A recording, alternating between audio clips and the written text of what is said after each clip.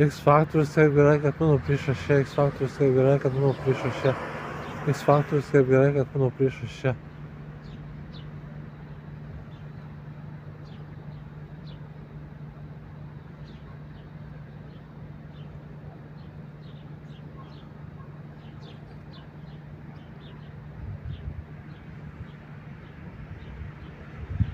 Rokui nėra žemės traukos, atversiu duris.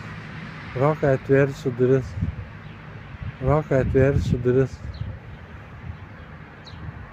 X faktorius atversiu duris. Ir po mirties X faktorius atversiu duris. Ir po mirties atversiu duris. X faktorius.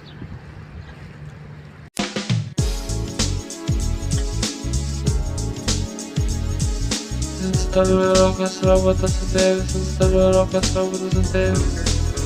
Instaliuoja rokas robotas ateivis. Instaliuoja rokas robotas ateivis. Instaliuoja rokas robotas ateivis. Instaliuoja rokas robotas ateivis. Instaliuoja rokas robotas ateivis. Instaliuoja rokas robotas ateivis. Instaliuoja rokas robotas ateivis.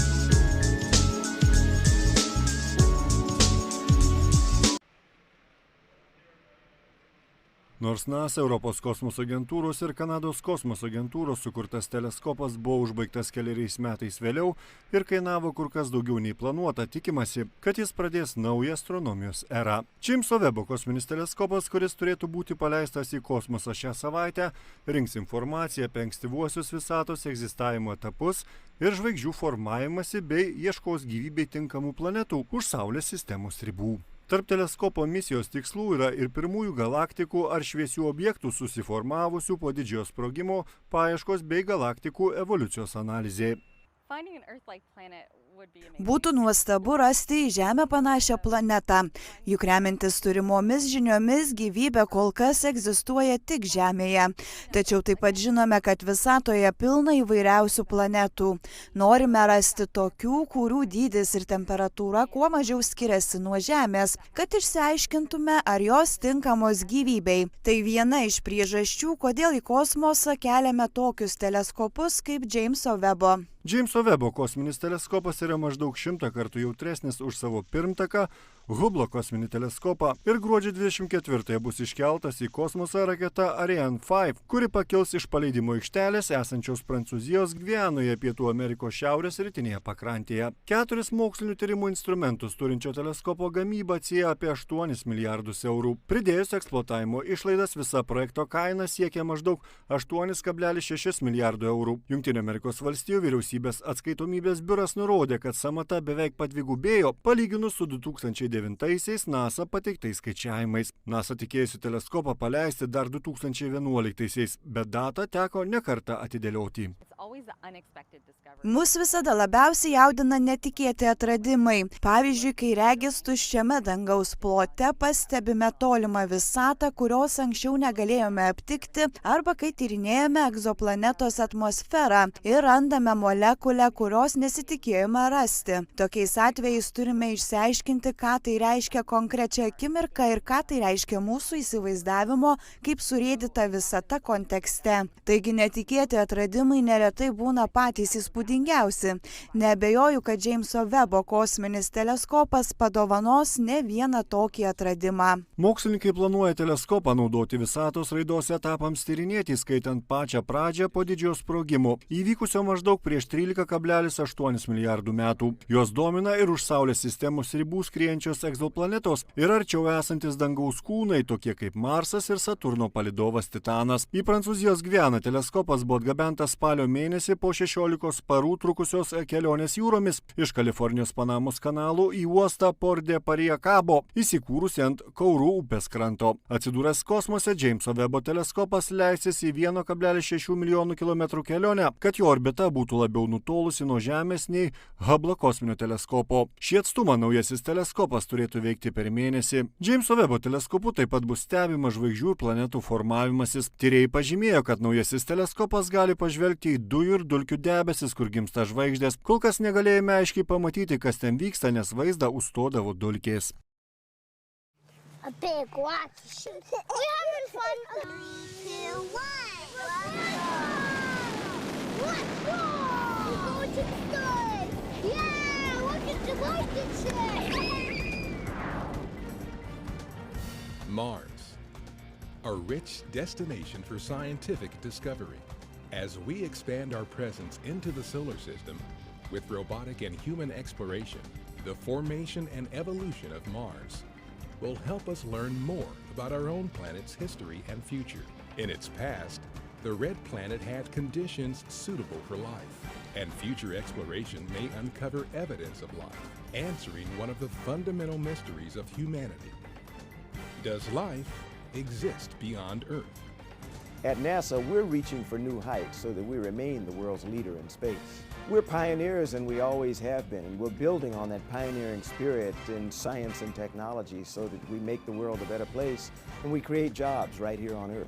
NASA is developing the capabilities needed to send humans to an asteroid by 2025 and to Mars in the 2030s. We're building something that can go lunar, we can build something to go to an asteroid, we can go to Mars with this. This is the next step that we've been looking for since the Apollo era. Robotic explorers have studied Mars for more than 40 years. NASA's path for human exploration of Mars begins in low Earth orbit aboard the International Space Station. On board the orbiting laboratory, astronauts are helping us prove many of the technologies and communications systems needed for human missions into deep space. Well, the crews right now on the International Space Station are using this wonderful outpost to help us get farther and farther into space, to asteroids, to Mars eventually. I think the science on station is making incredible breakthroughs that are going to help us make life better for people right here on Earth. We and our other international partner crewmates are working off the planet for the planet.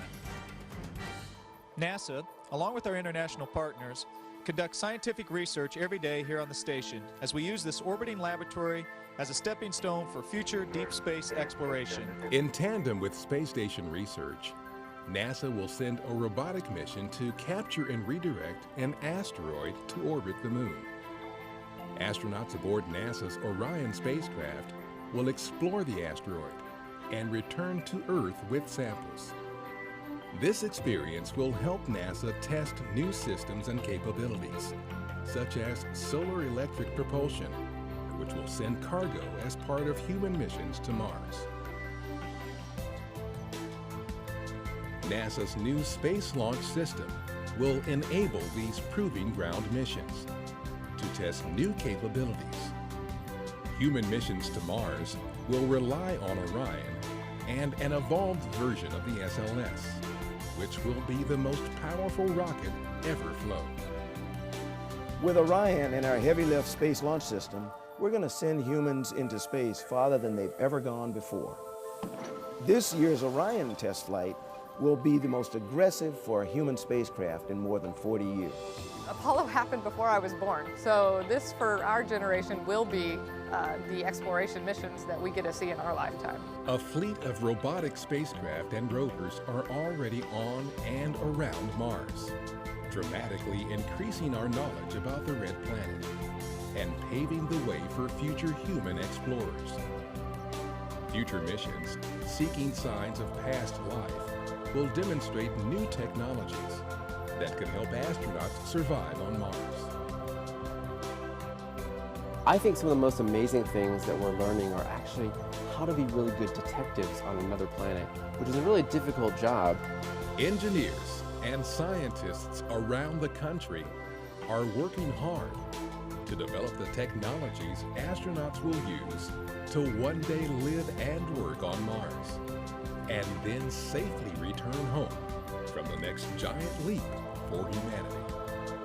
Through advanced aerospace technologies used in everything from modern aircraft to suborbital rockets and the commercial vehicles servicing low Earth orbit today, we're building the machines to take us farther into the high frontier. NASA is here to raise the bar for human achievement. We're a community dedicated to research and discovery in service to society. We have a responsibility to the future generations, to the future generations of engineers, scientists, technologists, explorers. That's our challenge.